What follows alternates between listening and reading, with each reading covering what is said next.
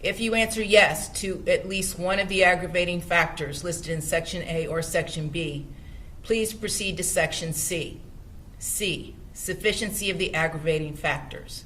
1, reviewing the aggravating factors that we unanimously found to be established beyond a reasonable doubt in Section A, as they apply to Kenyatta Barron. We, the jury, unanimously find the aggravating factors are sufficient to warrant a possible sentence of death. Yes.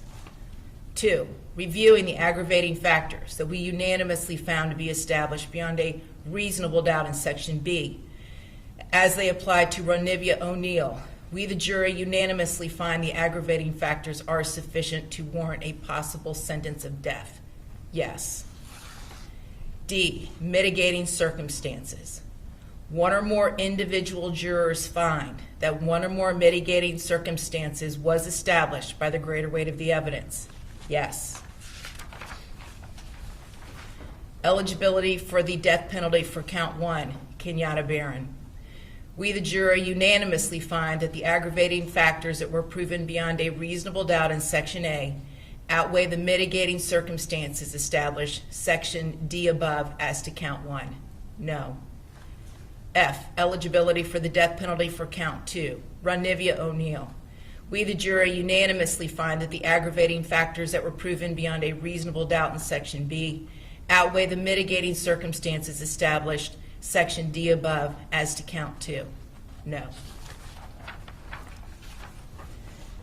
If your vote to impose death is less than unanimous, the trial court shall impose a sentence of life without the possibility of parole. Dated this 25th day of June, 2021, signed by the foreperson.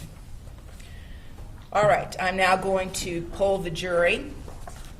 And again, I'm going to do it by initials and juror number, okay? Members of the jury, we are going to ask each of you individually about the verdict that you have just heard. The question pertains to whether the verdict, as read by myself, was correctly stated. Beginning with juror number 1, initials LR. Do you, juror number 1, initials LR, agree that at least one member of the jury voted for a sentence of life imprisonment without the possibility of parole? Yes. Juror number 4, initials MD. Do you agree that at least one member of the jury voted for a sentence of life imprisonment without the possibility of parole? Yes, Your Honor.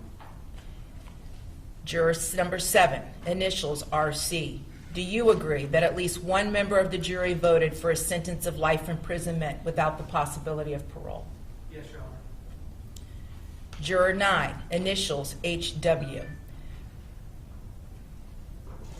Do you agree that at least one member of the jury voted for a sentence of life imprisonment without the possibility of parole? Yes, Your Honor. Juror 12, initials ME.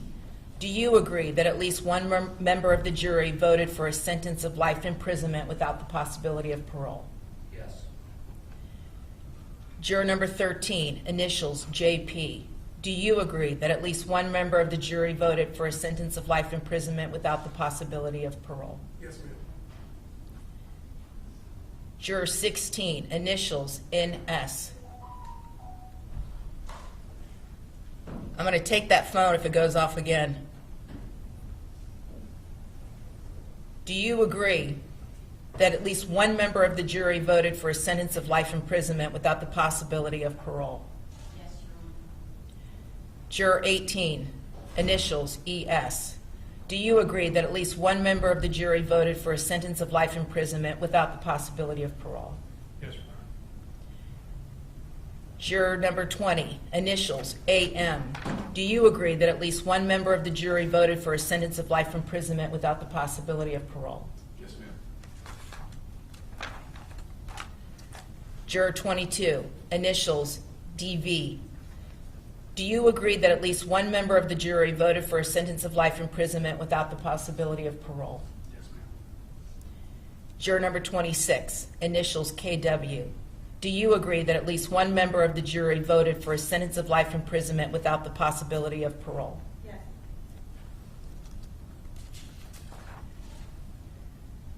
Juror 34, initials CLC. Do you agree that at least one member of the jury voted for a sentence of life imprisonment without the possibility of parole? All right, so I've got one set of final formal instructions to read to you all. Ladies and gentlemen, I wish to thank you for your time and consideration of this case. I also wish to advise you of some very special privileges enjoyed by jurors. No juror can ever be required to talk about the discussions that occurred in the jury room except by court order. For many centuries, our society has relied upon juries for consideration of difficult cases.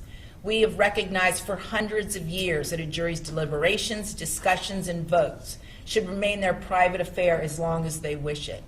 Therefore, the law gives you a unique privilege not to speak about the jury's work. Although you are at liberty to speak with anyone about your deliberations, you are also at liberty to refuse to speak to anyone.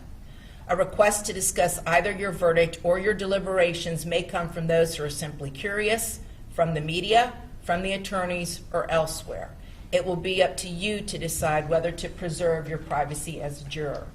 Now, we've had this discussion about your identities, and I have ordered the media not in any way to disclose your identities, not your visual identity, not your names, and they will not do so. I've also put under seal your personal identifying information as far as names, addresses. Now, I don't want to mislead you that this will forever be locked down. If at some point in the future the media wants to get the information, they do have the right to come into court and ask for it pursuant to the First Amendment. So I just want you to know that. But that's not going to happen anytime soon. So I just want you all to be aware. On a more personal note, I really don't have the words to thank you all for your service. I really don't have the words. There are no tougher cases in our entire judicial system than the one you all agreed to serve on. Our entire community is indebted to you for your willingness to serve and for making these tough decisions in these terrible cases. And I just want to commend all of you. And we live in really such a polarizing time. And whenever I look and I see a jury such as yourselves, individuals from all different types of backgrounds, different genders, different socioeconomic levels, different races, it really, really reminds me of the faith that we should all have in the people of our community and the people of this country. Because you all come together from your various different backgrounds and experiences, and you work together to reach really, really difficult decisions on very difficult cases. So you all should go home tonight and feel extremely proud of yourself as citizens, because you've done an incredible service for all of us, and we are all so very grateful. So, your jury service is now concluded. So you'll never again hear me say that you can't talk to anyone about the case. As I told you, you're welcome to talk to anybody that you wish to. You also can tell people, you know what, maybe some other time, but not right now. All right? Very safe travels. I wish each of you the very best. Thank you. All rise.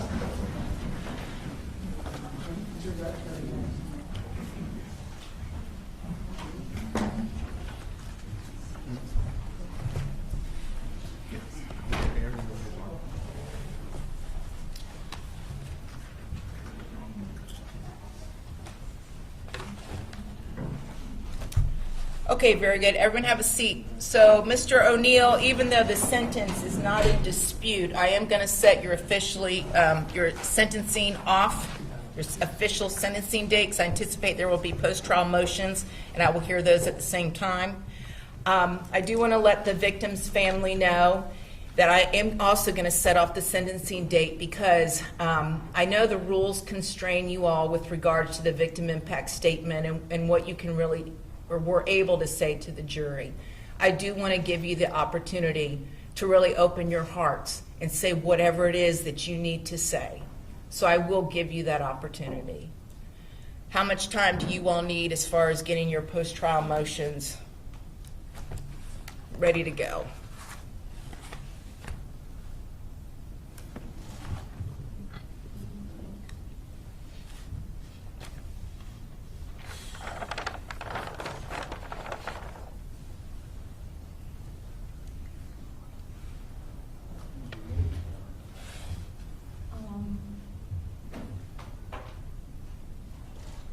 what kind of time frame was Your Honor looking at? Like 30 days or so. Okay.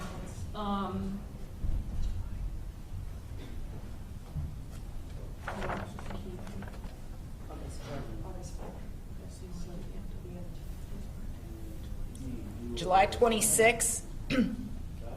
Mr. O'Neill, please, not now, please don't start. July 26th. Okay. Does that work for you all in the afternoon? I understand, but I can hear you, and I'm trying to talk to your counsel right now. Yes, we can do it in the afternoon. Yes, Your Honor. Okay, so we're going to set off sentencing. Does that work for the victim's family? July 26th at 1:30?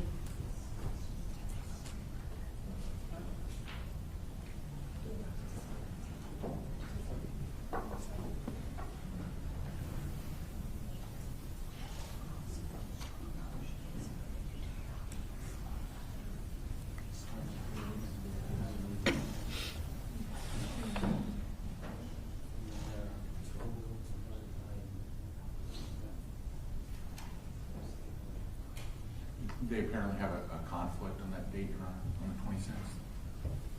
Okay.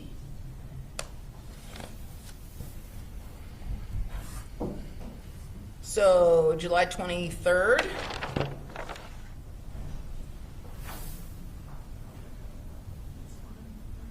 It's okay for the state, Your Honor. July 23rd? All right. Then we're going to set sentencing for July the 23rd at 10 a.m. in the morning, and the sentencing will actually be in my regular courtroom, courtroom 10, over in the other courthouse. It won't be here. Yes, Your Honor. What was the time again, Judge? 10 a.m. All right. Anything further from the state or from the defense? No, Your Honor. Okay. Very good. Thank you. All rise. Court's adjourned.